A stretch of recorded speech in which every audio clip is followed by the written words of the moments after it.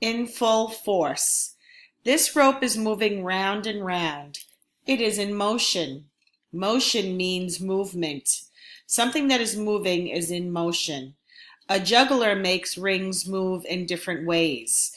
The juggler uses force to change their motion. A force is a push or a pull. How do you use forces to change motion?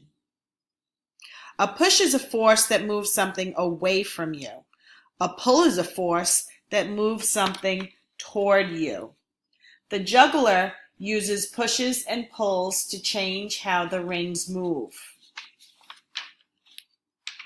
Up to speed. How do acrobats fly through the air? They use forces to change their speed and direction. Speed is how fast something moves. A small force changes an object's speed and direction a little. A large force can change them a lot. The acrobats are using forces to change direction. The harder the acrobats push and pull, the faster they go. Down to earth. If you drop a ball, it falls. Why? The answer is gravity. Gravity is a force that pulls all things toward the center of earth. Things fall to the ground unless something holds them up.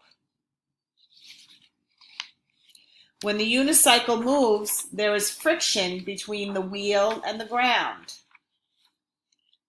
Slow down.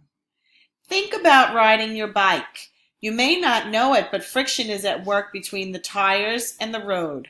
Friction is a force that slows or stops things that are touching. Friction also causes objects to get warmer when they rub together.